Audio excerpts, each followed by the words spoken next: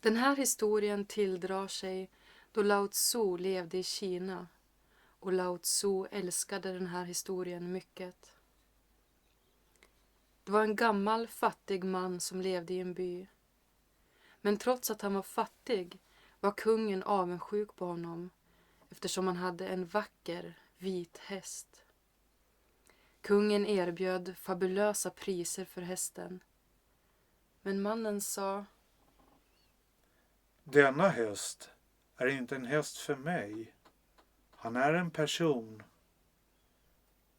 Och hur ska jag kunna sälja en person? En vän. Mannen var fattig och han sålde aldrig hästen. En morgon upptäckte han att hästen saknades i stallet. Hela byn samlades. Din gamle tok, vi förstod att hästen skulle bli stulen en dag. Det hade varit bättre att sälja den. Vilken olycka! Men den gamle mannen sa: Ni går för långt om ni säger så. Säg bara att hästen inte finns i stallet. Detta är ett faktum. Allt annat är dömande. Huruvida det är en olycka eller en välsignelse vet jag inte. Eftersom det här bara är fragment. Vem vet vad som händer härnäst?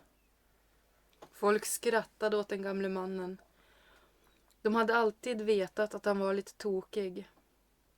Men efter 15 dagar kom hästen plötsligt tillbaka.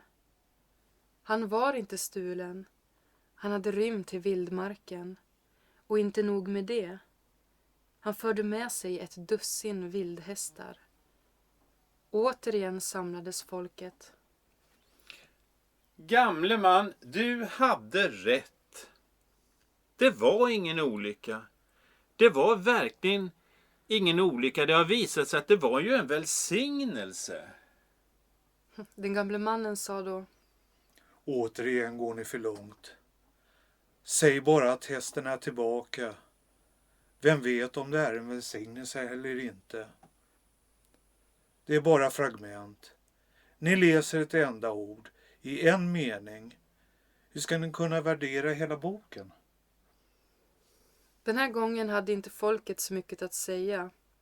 Men inombords visste de att han hade fel. 12 vackra hästar hade ju kommit. Den gamle mannen hade en enda son som började rida in vildhästarna. En vecka senare föll han från en häst och bröt benen. Folket samlades och återigen dömde de situationen. Än en gång har du haft rätt. Det var en olycka. Din enda son kan inte använda sina ben. Och i din höga ålder var han ditt enda stöd. Nu är du fattigare än någonsin. Men den gamle mannen sa: Ni är besatta av värderingar. Gå inte så långt. Säg bara att min son brutit benen. Ingen vet om det är en olycka eller en välsignelse. Livet kommer i fragment och mer ges det aldrig. Efter några veckor hände det sig att landet gick ut i krig och alla unga män i byn tvingades gå ut som soldater. Bara den gamle mannens son lämnades eftersom han var krympling.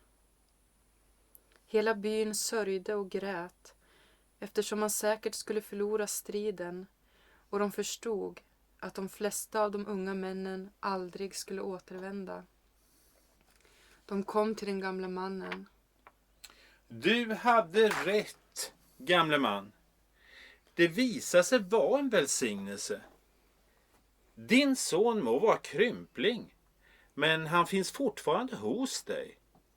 Våra söner är borta för alltid. Den gamle mannen sa återigen: Ni bara värderar och värderar. Ingen vet. Säg bara att era söner har tvingats till armén och min son har sluppit. Men bara Gud, helheten, vet om det är en välsignelse eller en olycka. Döm och värdera inte. Annars kan du aldrig bli ett med helheten. Med fragment blir du besatt. Med småbitar drar du slutsatser för fort. Så snart du dömer slutar du växa.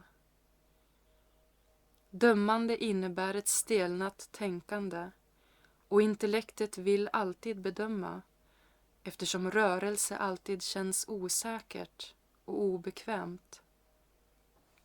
I själva verket slutar aldrig resan. En stig tar slut, en annan börjar. En dörr stängs, en annan öppnas. Du når en topp. En högre topp finns alltid. Gud är en ändlös resa. Bara de som är modiga, så modiga att de inte bekymrar sig om målen, utan nöjer sig med resan, nöjer sig med att leva i stunden och växa i den. Bara de förmår följa helheten.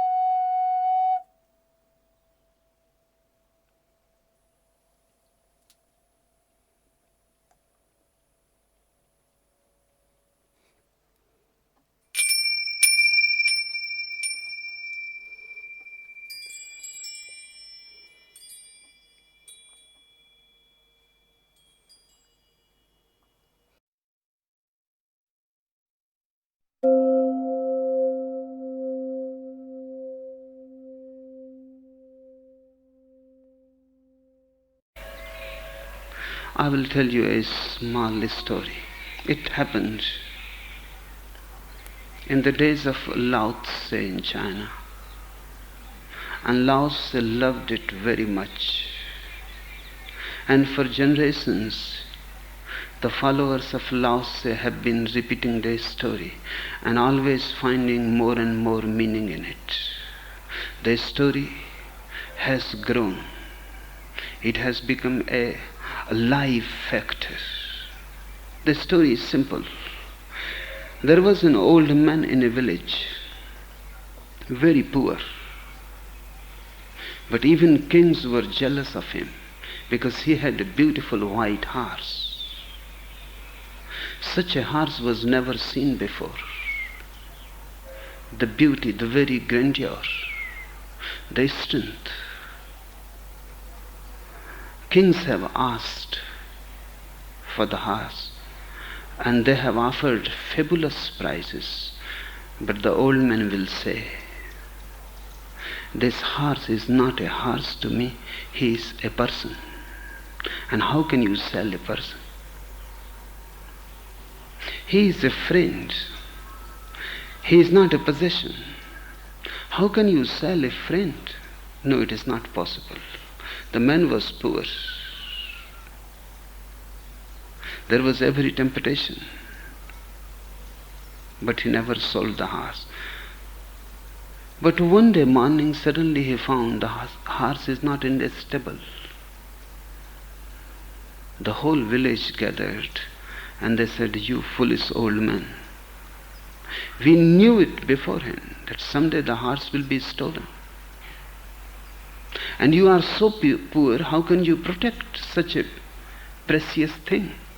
It was better to sell it. You could have fetched any price you had asked. Any fancy price was possible. Now, the horse is gone.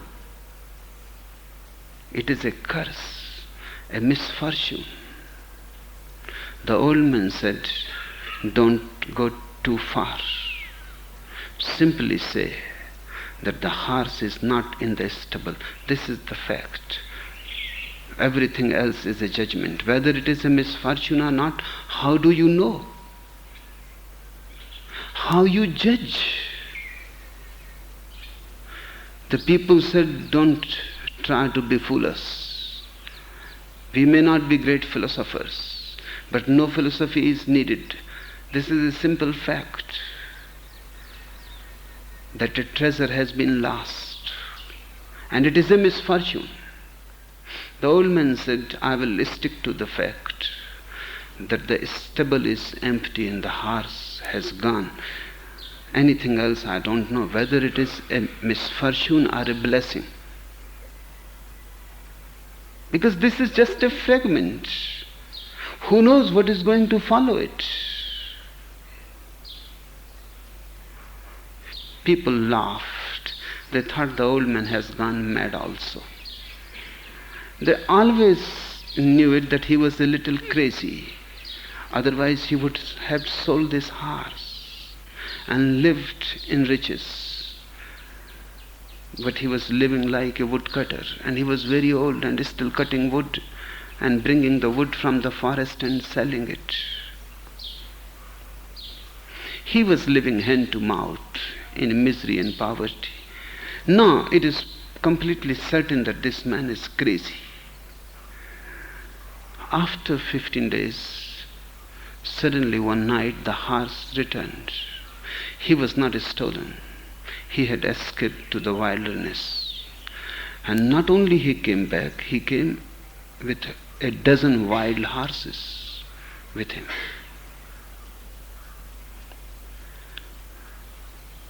Again the people gathered and they said, old man, you were right and we were wrong. It was not a misfortune. It proved to be a blessing. We are sorry that we insisted. The old man said, again you are going too far. Just say that the horse is back, and say that 12 horses have come with the horse. But don't judge. Who knows whether it is a blessing or not? It is only a fragment. Unless you know the whole story, how can you judge? You read one page of a book, how can you judge the whole book? You read a sentence in a page, how can you judge the whole page? You read a single word in a sentence, how can you judge the whole sentence? And even a single word is not in the hand. Life is so vast. A fragment of a word, and you have judged the whole. Don't say that this is a blessing. Nobody knows. And I am happy in my no judgment. Don't disturb me. This time the people could not say much. Maybe the old man is again right, so they kept silent. But inside they knew well that he is wrong. 12 beautiful horses has come with the horse. A little training and they all can be sold, and they will fetch much money. The old man had a young son, only one son, and the young son started to train the wild horses. Just a week after, he fell from a wild horse. His legs were broken. The people gathered again. And people are everywhere. People like you, everywhere. They again judged. Judgment comes so soon. They said, you were right. Again you proved right. It was not a blessing. It was again a misfortune. Your only son has lost his legs. In old age, he was the only support. Now you are poorer than ever. The old man said, you are obsessed with judgment. Don't go that far. Say only that my son has broken his legs, but who knows, this is a misfortune or a blessing. Nobody knows. again a fragment, and more is never given to you. Life comes in fragments, and judgment is about the total.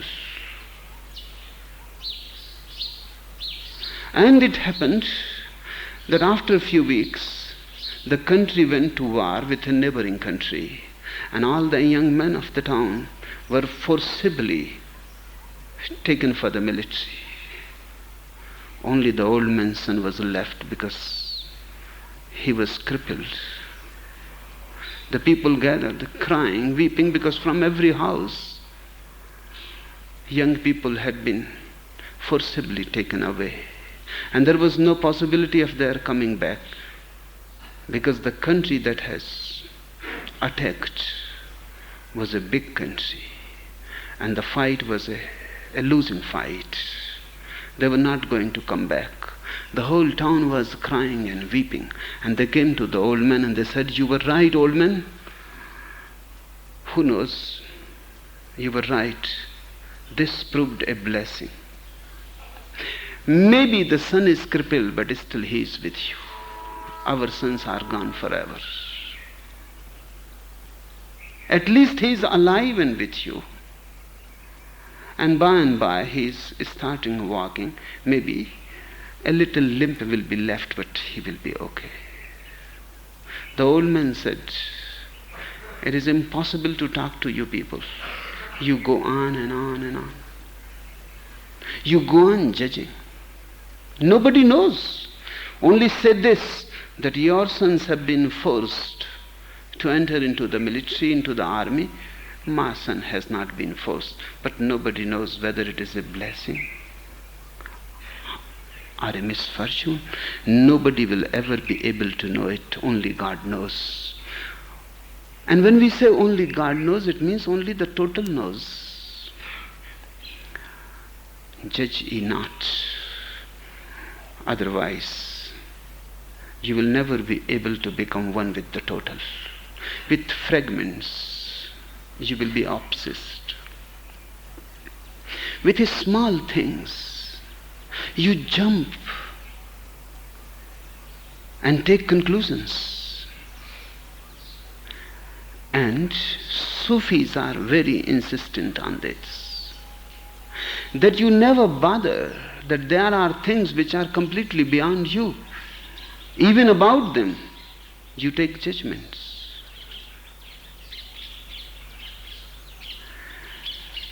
Your consciousness is on a very lower ladder. You live in the dark valley of misery, anguish, and from your darkest valleys of miseries, you judge even a Buddha.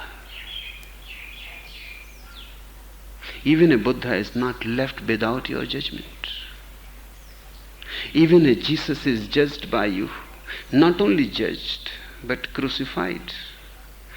Judged and found guilty. Judged and punished.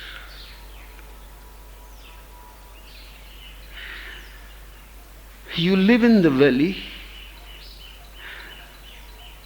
dark, damp. You have not seen the peaks even in your dreams. You cannot even imagine them, because even imagination needs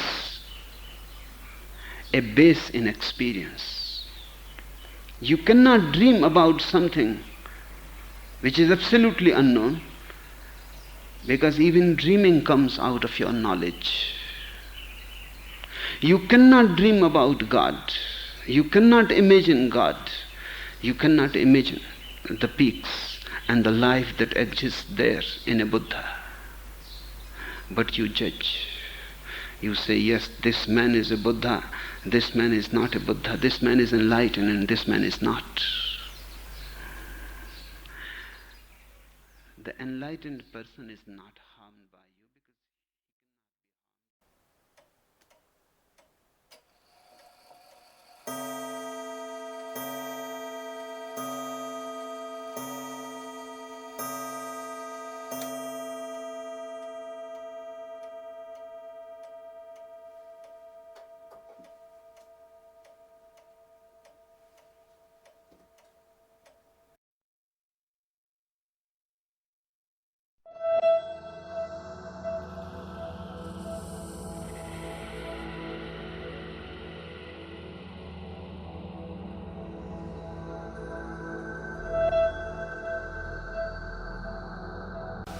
Vad jag lär ut är medvetenhet.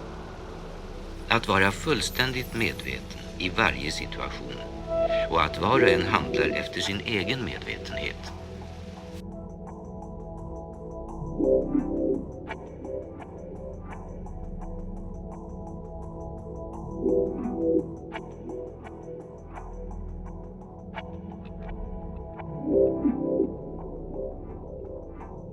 I teach awareness, not labeling, not categorizing. I teach awareness. I teach you to be fully aware in every situation and act out of your awareness.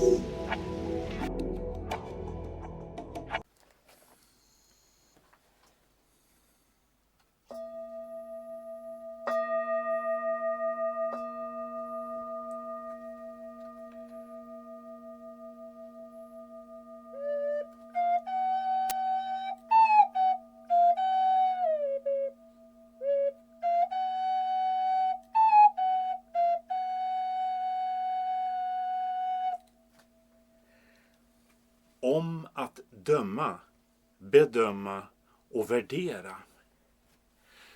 Att döma tyder på ett stelnat tänkande. Och intellektet vill alltid bedöma, eftersom rörelse alltid känns osäkert och obekvämt. Var mycket modig. Sluta inte att växa. Lev i stunden och håll dig i livets flöde.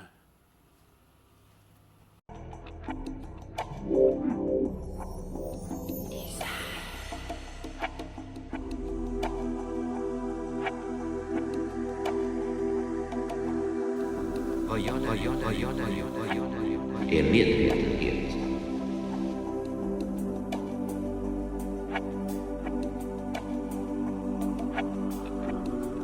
Att vara medveten i varje situation. Och att var och en handlar efter sin egen medvetenhet.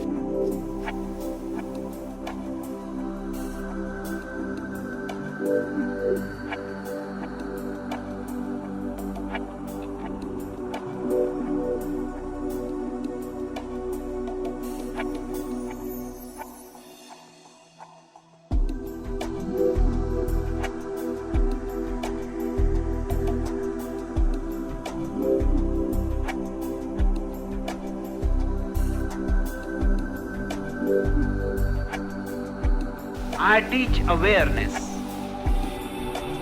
not labeling, not categorizing. I teach awareness.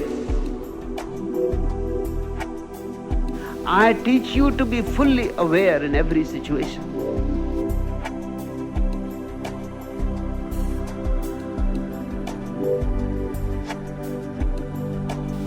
And act out of your awareness. Out of your awareness.